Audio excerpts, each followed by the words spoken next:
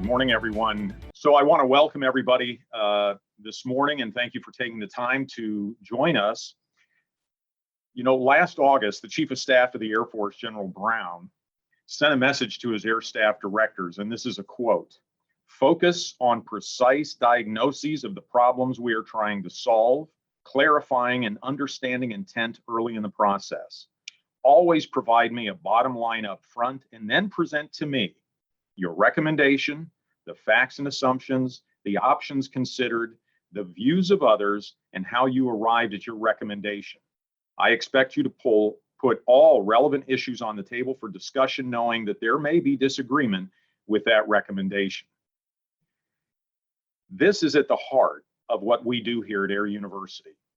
During their time here, our students, whether virtually or in residence, drawn from across the Department of the Air Force, other services, the interagency, and of course our international partners, apply their experience, enthusiasm, and education to the most pressing problems facing us as a nation and as a global community. We have the extraordinary advantage of having this cross-section of ranks, career fields, backgrounds, all enhanced by world-class faculty and programming available to advance recommendations to pressing questions and send those students out better prepared to apply them as solutions in their next assignments. It's now my great honor and privilege to introduce our keynote speaker, Colonel Michelle Evey. Colonel Evey is the Acting Director and Detachment 14 Commander of the Air Force Office of Scientific Research in Arlington, Virginia. In this role, she leads the management of the United States Air Force's Global Basic Research Investment. The Office of Scientific Research has a staff of 200 scientists, engineers, and administrators in Arlington and foreign technology offices in London, Tokyo, and Santiago, Chile. In this role, Colonel Evey ensures the success of a $500 million a year basic research investment portfolio and the transition of resulting discoveries to other components of the Air Force Research Laboratory, to defense industries, and to other federal agencies. The office's annual investment in basic research is distributed among roughly 200 leading academic institutions worldwide, 100 industry-based contracts, and more than 250 internal AFRL research efforts. The Colonel received her commission through Air Force Reserve Officer Training Corps in August of 1995, and after her initial assignment as an Air Force chemist at the Air Force Center for Environmental Excellence, she was selected to attend a civilian university under the AFIT Civilian Institution Program and earned her PhD in chemistry from the University of Virginia in Charlottesville. She followed that on with an assignment at AFRL involved in investigating microbial contamination of aviation fuel. I was a maintainer, so all I knew was don't put the gas in the airplane if it's contaminated. Colonel Evey was then assigned as an instructor to the Air Force Academy in the chemistry department, and then followed that on as an IDE or Intermediate Developmental Education Fellow at the Argonne National Laboratory as an Air Force National Technical Laboratory Fellow. I should note here as well that concurrent with her tours both at AFRL and at the Academy, she served in two 120-day rotations into the AOR at Al Udeid as the lab chief of the Deployed Aerospace Fuels Laboratory in support of Iraqi freedom and enduring freedom.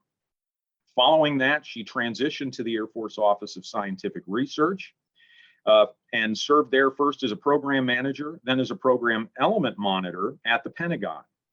From there, she moved to Lackland, and I found this really interesting.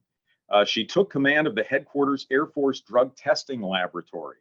So you can see her experience literally runs the gamut in this field. We were then fortunate enough to have her assigned here at Maxwell, where she served as the director of the Department of Research and Publications at the Air Command and Staff College. Following that, she attended the Air War College for senior developmental education, also here at Maxwell. And prior to her current assignment, Colonel Evey was the military assistant to the chief scientist of the Air Force in Washington, D.C. As I said at the outset, I can't think of a better person to kick this off this morning. And I want to thank her as well on behalf of Lieutenant General Hecker for taking time out of her schedule to spend this with us this morning. Thank you so much, Dr. Conversino.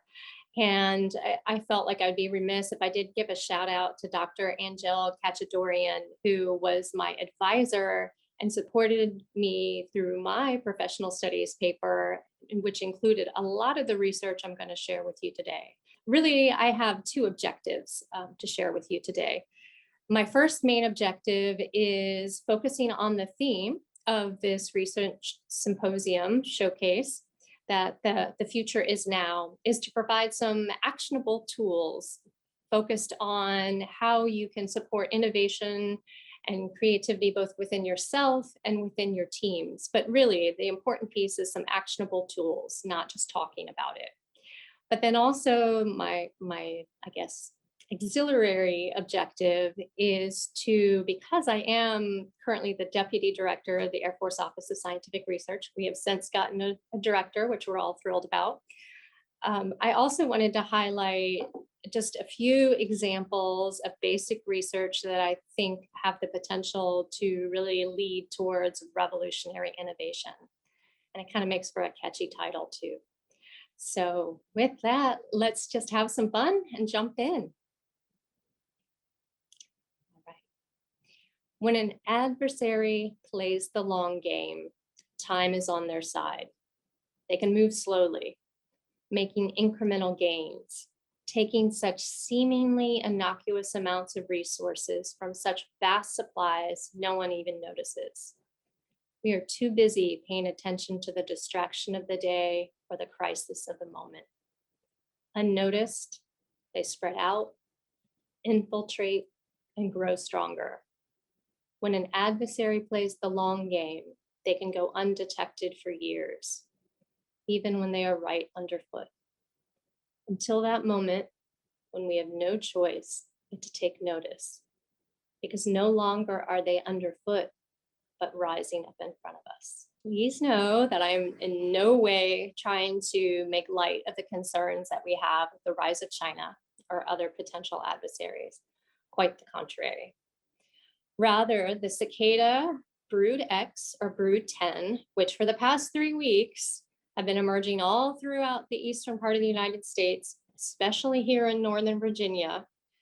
And after having spent 17 years growing into nymphs, like the one in the middle that was crawling up the tree, and then emerging to molt. You see the shell on the left side of the screen, and then letting their wings dry and grow and fly off as an adult.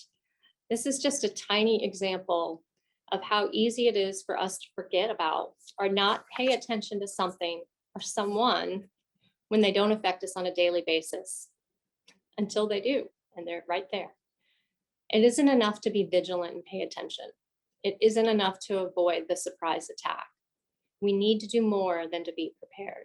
We must be the ones that bring the unexpected. The 2019 Air Force Science and Technology Strategy calls out this charge on the very first page. Rather than reacting to others' advances, the Air Force will set an unmatched pace. Instead of looking at where potential adversaries are heading, the Air Force Science and Technological Enterprise will predict where adversaries cannot easily go and then ensure the Air Force gets there first. It isn't enough to be vigilant and pay attention. It isn't enough to avoid the surprise attack. We must be the ones that bring the unexpected. We must, as directed by our Air Force Chief of Staff, General Brown, accelerate change or lose. In 1955, there was an RKO short film called The Future Is Now that highlighted some of the science and technologies being developed at our Department of Energy National Labs. The title of this research showcase today is also The Future Is Now. And what an excellent way to emphasize how the effects and work done today determine where we are going to be in the future. Seems kind of obvious and simplistic when you say it out loud. The future is now. But if our goal is to make purposeful change, accelerated change that postures us for revolutionary leaps rather than incremental improvements, we have to commit to action now. Acceleration is defined as the rate of change of velocity per unit of time. If you think back to maybe college physics a bit, The velocity of an object is the rate of change of its position with respect to a frame of reference and is a function of time. A constant velocity does result in change, but at a consistent pace. If you look at some of the photos shown here, some of the technologies highlighted in the future is now film, see robotic instrumentation, munitions guided by radio waves, a mock-up of a video phone. Some of them don't look that different now than they did then. Perhaps they were developed at a constant velocity. Looking backwards, sometimes it's hard to discern the rate at which change happens. However, their action did create the future we have now. There are times when we can point to events that led to a true acceleration and change. When looking backwards, we often point to an existential crisis as motivators for accelerated change. Wars are most often referenced, but there is no doubt that after this last year, as we've struggled through a global pandemic, we have seen remarkable advances accelerated. Necessity is the mother of invention, we hear, and an existential crisis certainly qualifies as necessity. But how do we accelerate change when not faced with immediate consequences? How do we make accelerated change become our long game? Innovation. But we can't just throw the term around and expect innovation and its benefits to manifest.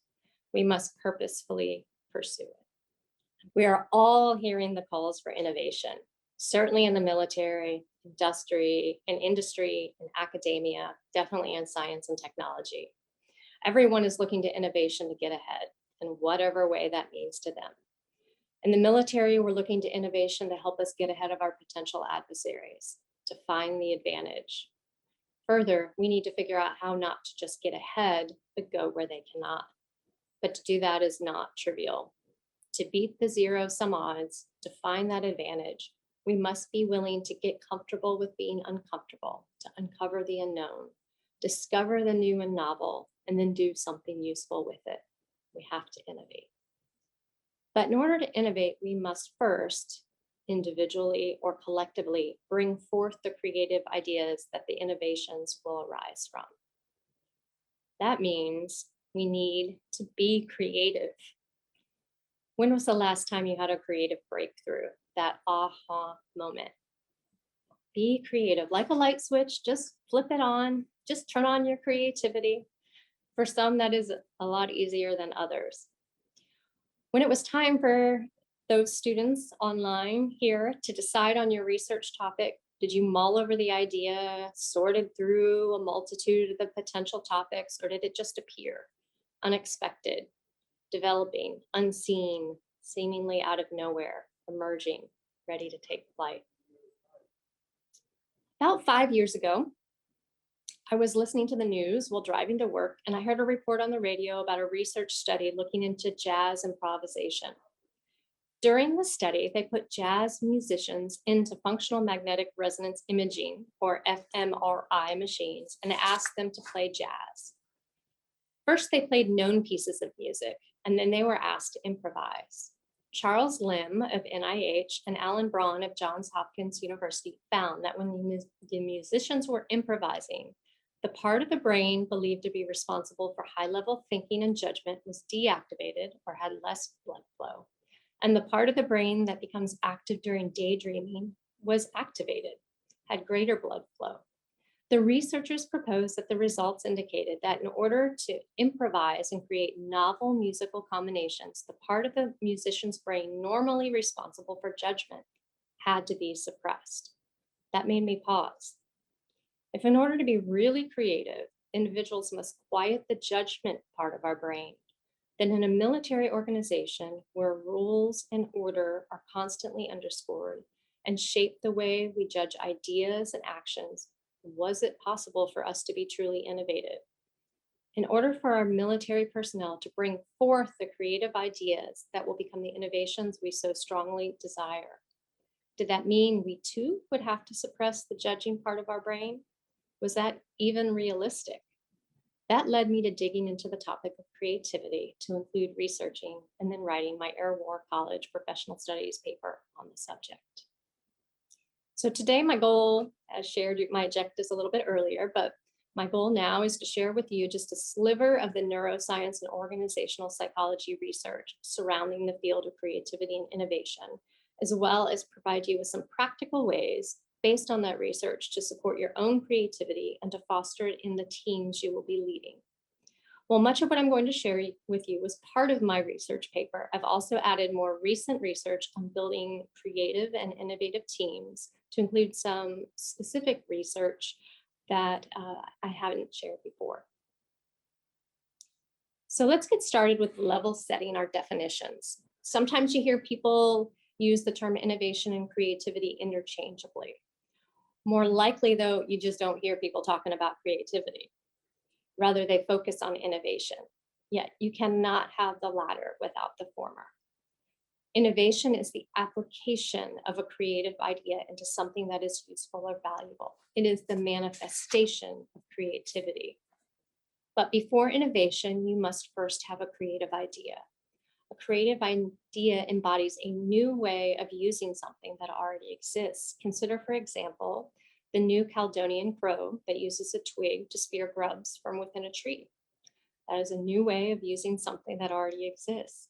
But a creative idea can also be the generation of a totally new idea or concept.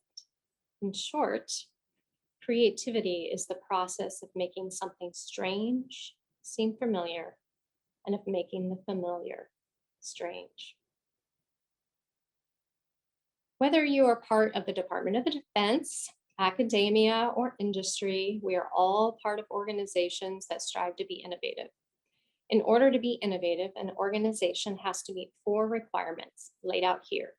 The organization has to, 1, have individuals or teams that generate those creative ideas. 2, the organization must create an environment that is supportive of creativity. 3, the organization must then be open to finding value in those creative ideas, and it must follow through on implementation of that creative idea into the innovation. Today, we're going to focus primarily on the generation of a creative idea and a supportive organizational environment. And since it all starts with the creative thinking of an individual, in this case, either you or the individuals you lead, we're going to spend most of our time looking at enabling creative thinking on an individual level. So let's jump in. The diabolical ironclad beetle lives in Western North America, where it survives on tree fungus. May seem like an odd choice for research funded by the Air Force Office of Scientific Research that supports the basic research mission for both the Air Force and the Space Force. But once you understand where it got its name, it makes a lot more sense. The diabolical ironclad beetle can take on a load of at least 39,000 times its body weight before its exoskeleton starts to fracture. That would be like a 150-pound person being able to withstand the crush of 25 blue whales. That is a capability worth understanding the basic science behind. Dr. Cicadas of UC Irvine, through funding from AFOSR, discovered that the exoskeleton of the ironclad beetle is held together with laminated and interlocking sutures. These sutures give rise to that exceptional strength. And uncovering this sort of fundamental information can potentially provide those sparks for revolutionary innovations. So let's use the diabolical ironclad beetle as a little creative inspiration. For the next 30 seconds, I'm going to ask you to do some brainstorming. I'd like you to, for the next 30 seconds or so, brainstorm some ideas on what could you imagine doing with a material that could withstand 39,000 times its own weight before it breaks. So on the count of 3, I'll give you 30 seconds. Go ahead. 1, 2, ready, set, go.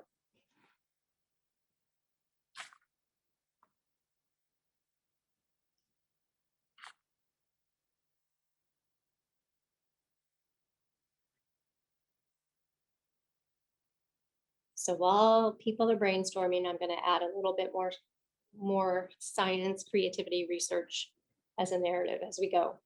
So we've all seen in the past year how being in a purely virtual or hybrid virtual environment can, in some ways, be beneficial. So there's some really very recent research by Paulus et al. And published in the Frontiers of Psychology that looks at how electronic brainstorming can actually help avoid something called production blocking. And that's when you're working as a team and you're coming up with new ideas.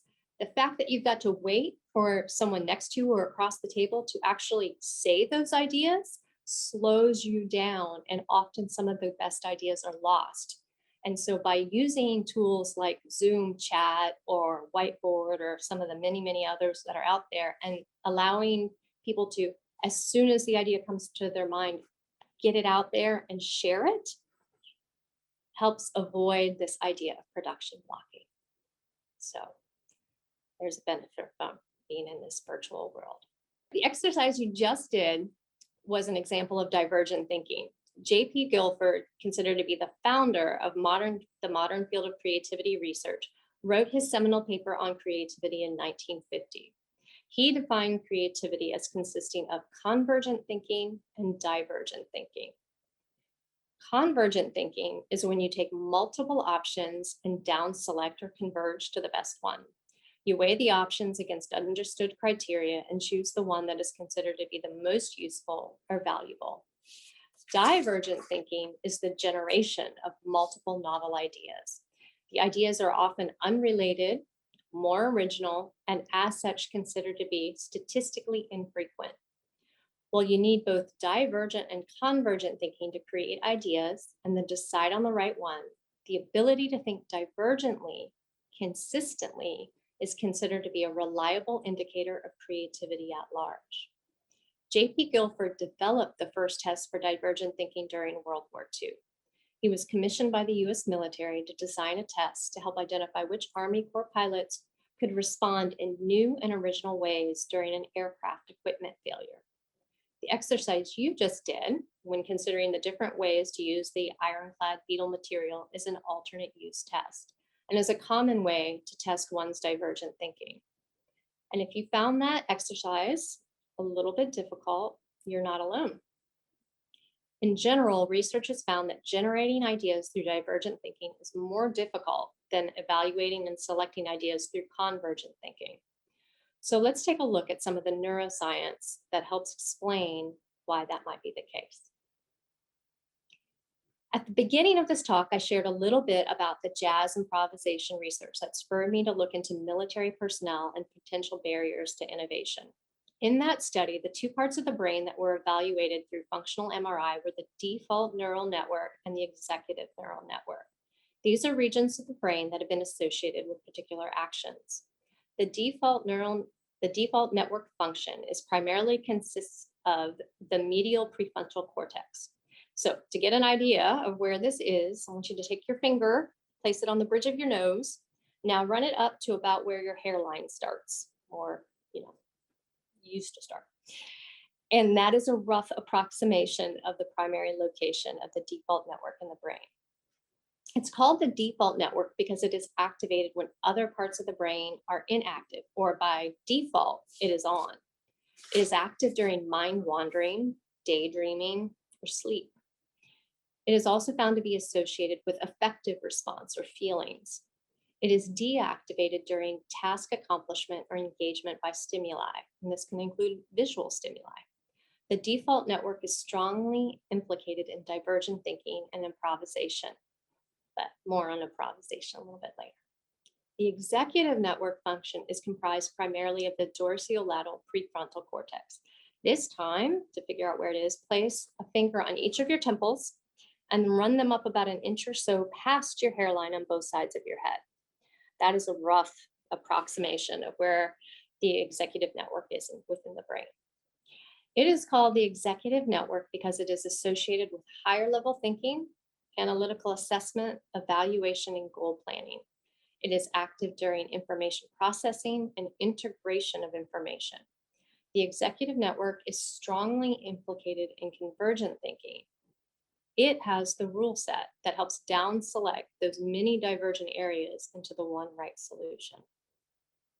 So let's go ahead and synthesize the relationship between the divergent convergent thinking and the default and executive networks to better understand the research, how the research shows divergent thinking is more difficult than convergent thinking. The default network is active during mind wandering and daydreaming. In his book, Explaining Creativity, Keith Sawyer postulates that during mind wandering, the default network allows for a mini incubation where new concepts are brought together, giving rise to spontaneous creative insights. It supports divergent thinking and brings forth the novel and the strange. Arne Dietrich, in his 2004 journal article, The Cognitive Neuroscience of Creativity, used Kikulé's daydream of whirling snakes fighting their own tails, giving him the idea for structure of the benzene ring as an example of such spontaneous creative insight. On the other hand, the executive network acts in many ways as a gatekeeper, as the area associated with higher level thinking, goals, values, and judgments based upon previous experiences. Dietrich states that the executive network further integrates already highly processed information and formulates plans and strategies for the appropriate behavior given a situation. Therefore, the creative ideas brought forth by the default network through divergent thinking, only the ones that align well with the value system and the goals of the executive network will make it through. So, armed with a better understanding of convergent and divergent thinking and the relationships to the default and executive neural networks, let's synopsize some potential barriers to creative idea generation through divergent thinking. Or in other words, why is divergent thinking so hard?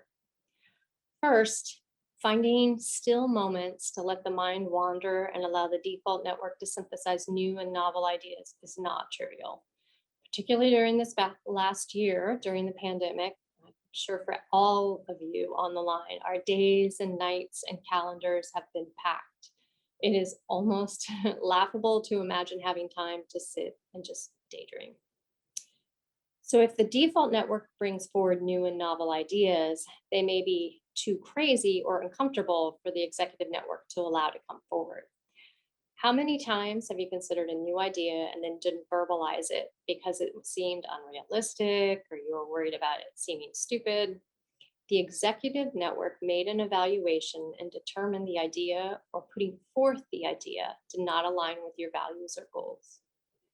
So in addition to personal goals and values shaping the constraints of an individual's executive network, the organizational culture one lives in or works in will likely shape it as well. For example, as often is the case in the military, if an individual has strongly embraced the organizational culture, the values of that organization will constrain their evaluation of ideas. Contrarily, if an individual is raised, trained, or works in a culture that is more accepting of novel ideas, then more creative ideas may be brought forward. Let's start to consider the things that organizations and us as individuals can do to support the divergent thinking that has the potential to lead to innovation and accelerate change. In addition to vocalizing that creative ideas are welcome and innovation is wanted, organizations should hire and support leaders that support creativity. Transformational leaders, those that share power, transfer responsibility, and autonomy, raise the performance of their followers. They increase intrinsic or internal motivation, which in turn has been shown to increase creativity. Zhang et al. Published a study just last year in 2020 on how leadership support to openness to experience supports creativity in employees. Openness to experience is defined as open-minded, curious, imaginative, and untraditional. Supporting an open-minded organizational culture and having employees embrace it should be supportive of a more lenient executive network gatekeeper and therefore allows more novel creative ideas to come forward. Not surprising, close monitoring, or what most of us just call micromanaging, decreases creativity in personnel. Also not surprising, Recent research, just reported by Corsi et al., suggests that groups made up of individuals with high motivation to learn and process information, people who are excited about learning, and also have a willingness to prioritize group outcomes over individual outcomes, lead to the highest levels of creativity in groups. When then considering how to scale creativity from a single individual to teams, it should make sense that how leaders form those teams makes a difference to the creativeness of the solutions those teams bring forward. Diversity of perspective for team members brings diversity to the team's divergent thinking. Therefore, heterogeneous teams made up of personnel with multiple backgrounds and perspectives produce more diverse ideas. I think that's pretty common knowledge, or at least we accept that as common knowledge. However, research has also shown that heterogeneous teams can be more prone to conflict and therefore take longer to converge on solutions. The leaders need to give those teams more time. And even with the diverse teams, if they are working in a restrictive culture that doesn't support novelty, divergent ideas will likely be suppressed and groupthink will prevail. Keith Sawyer, in explaining creativity, pointed out research shows an interesting dichotomy when it comes to the best type of team to put to work on a problem. So it's not just the teams, it's the problem as well. If the problem is well defined, then groups with homogeneous expertise tend to find more creative solutions. But if the problem is poorly defined, then teams with heterogeneous expertise find more creative solutions, which supports one of the reasons, and we are big believers of this at AFOSR, why multidisciplinary research often provides such breakthroughs. As individuals, hopefully sitting listening, you've started to think through some of the ways that you can support your own creativity and strengthen your own divergent thinking. But let's walk through them. First and foremost, give your default network the time and material to support your divergent thinking. Be open to new experiences and other disciplines. Open up space on your calendar. Remember that open space is not wasted space. Allowing time for mind wandering helps make creative connections. When an idea comes forward and you decide to reject it, pause for a moment and ask yourself, why are you rejecting it? Consider what constraints you might be placing on your own creative ideas that you might not even recognize. Likewise, give the same consideration for ideas others bring forward. Are you or other teammates acting as the gatekeepers and inadvertently hampering innovation? Also, when it comes back to your own personal ability to think divergently, meditation, particularly open monitoring meditation, has been shown to support divergent thinking. So perhaps give it a try. Pursue domain and or discipline expertise. Not really a surprise to most of us that are all trying to be experts in our field. It's, I think, something we attempt to do our best at every single day. But recent research also shows that domain expertise supports creativity. Because recently, Rosen et al. Published research just in 2020 that looked at electroencephalograms, or EEGs, or brain waves of jazz musicians. Their findings showed that musicians with greater domain expertise were found to be more creative during improvisation. Like the very first example of research I shared that started my interest in doing the PSP, the EEGs showed that their default networks were activated, whereas their executive networks were deactivated. However, less experienced musicians were found to create less creative improvisations, and their executive networks were activated rather than suppressed. This data underscores other work by Rosen that has indicated a balance between the default and executive processes that are dependent upon domain expertise. To quote his 2020 study, individuals with less domain expertise rely on executive network processing, whereas those with greater domain expertise have automatized key elements of their creative cognition so they can relax cognitive control and allow default network associative processes to dominate. They can think divergently and improvise more easily. So in addition to pursuing your own domain expertise, you can support your creative growth through divergent thinking training. In 2004, Gina Marie Scott of University of Oklahoma published a meta-analysis of 70 studies that assessed the effectiveness of creative training programs. The meta-analysis clearly concluded that creativity training is effective with the largest effects being seen in divergent training and problem solving. If you're curious about how you can go out and do your own divergent thinking training, you can actually Google it and find that Coursera offers a free creative problem solving course, and that there are plenty of universities that are also offering programs through their extension and distance learning courses. So, and finally, to couple these last two ideas together, and work just recently published in September of 2020, Sun et al. Reported that science students with greater domain knowledge improved more through divergent thinking training than those with lower domain knowledge. So those of you who teach, whether it's in the classroom or on the flight line, it might be worth considering that the study suggests that divergent thinking training combined with domain knowledge acquisition results in better divergent thinking than if you were to just do the divergent thinking alone. So good synergy there.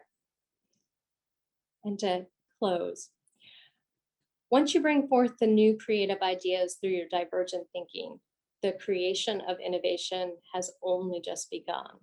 Next comes the convergent decision-making and then experimentation, which means the risk of failure. And there are always risks when you try new things that have never been done.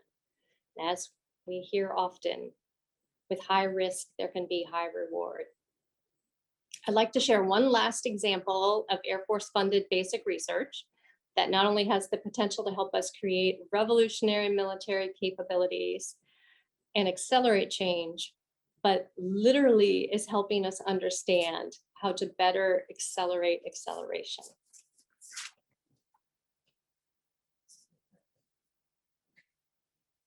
At only 4 millimeters long, killer flies don't seem like a whole lot of a threat, but to their prey, which are smaller flies and fungal gnats, they are deadly flying aces most of the time. Researchers have recently discovered that killer flies can conduct high-speed aerial dives reaching accelerations of 36 meters per second squared. That is 3.6 times the acceleration of an object due to gravity.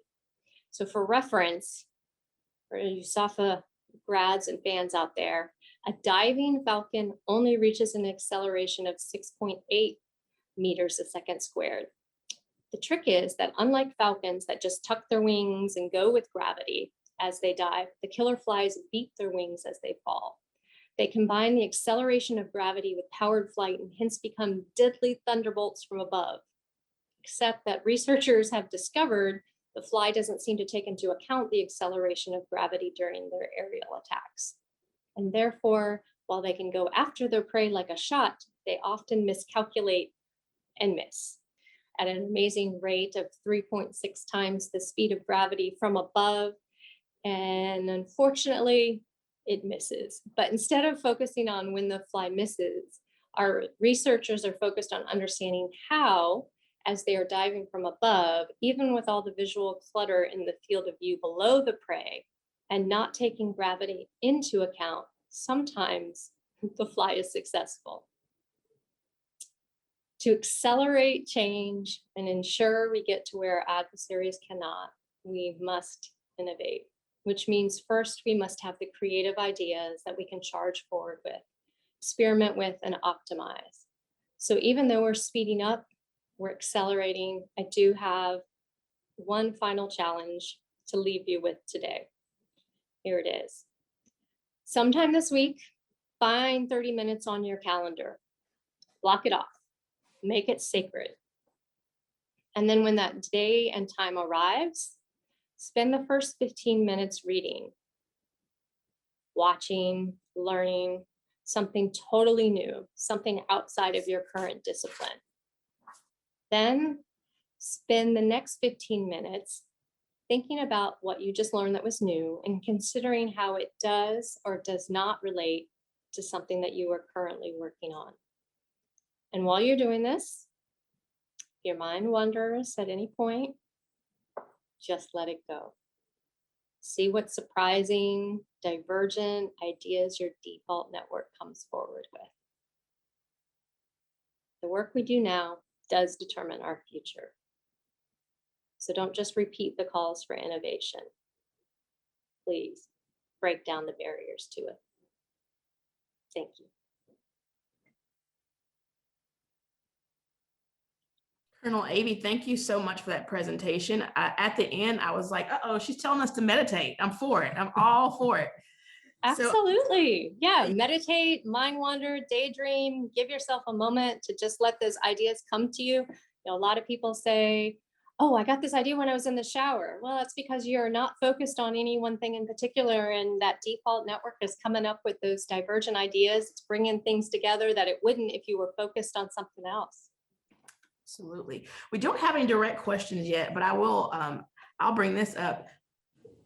Given this is information that is kind of outside of what I would expect coming from military, like it's kind of out of the box, which is something MGM Works totally supports. But how does that change process that you all have, and how is it affecting the culture? What little things have come into place to actually bring in more divergent thought and processes?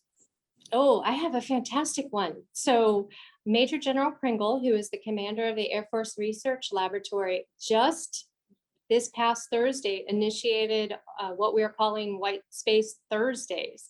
So Thursdays can no longer have top-down driven meetings. It is a day to be open, to allow people to get the work done that they need to, or read a book they haven't had an opportunity to, but basically just frees up some time on the calendar. So I think that is an acknowledgement of how when we just are busy all the time, it doesn't allow us to do that deep thinking and to really come up with the creativity and the innovations that we are asking ourselves to do.